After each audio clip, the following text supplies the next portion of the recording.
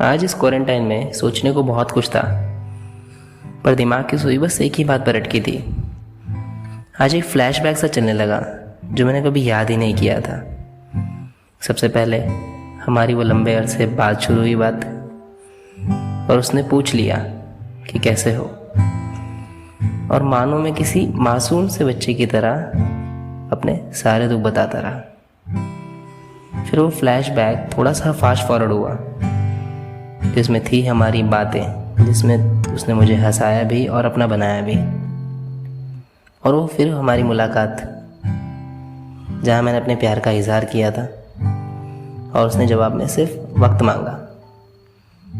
मैंने सोच लिया था कि अब शायद ये इनकार ही होगा, पर मेरे घर पहुंचने से पहले उसने कॉल कर कह दिया कि हाँ, मुझे भी इकरार है। हम दोनों की ज़िंदगी किसी कहानियों में सुनी हुई कहानी सी चल रही थी, जहाँ रोज़ हमारा प्यार बढ़ता जा रहा था। उसकी खूबसूरती को बयां करने में मेरी सारी नज़में फीकी पड़ जाती। जब मैं उसकी तारीफ़ करता और जवाब में सिर्फ यही कहती, पागल, और मैं मुस्कुराकर कह देता, सिर्फ तुम्हारे पीछे। वो कहते हैं ना, फरिश्तों में खामियां नहीं होती।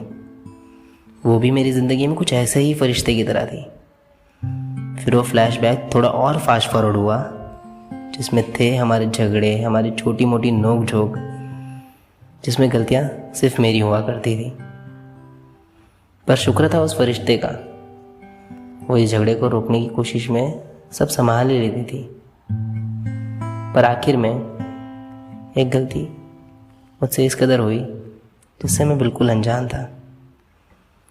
आज भी वो खफा थी, क्योंकि समझ जाने जैसा कुछ था ही नहीं। उसने बस ना मुझसे माफ़ी चाही ना कुछ और, सिर्फ कहा अब नहीं हो पाएगा मुझसे, इसे अब ख़त्म करते हैं। मुझे उसकी बात पर यकीन नहीं हुआ, और मानो जैसे ये दुनिया मेरे घर में पड़ी पड़ी एक एक चीज़ पूछ रही है मुझसे, इस बार तू संभाल, तू उसे वापस ले आ, उससे माफ़ी मांग, कुछ भी कर, बस वापस ले आ।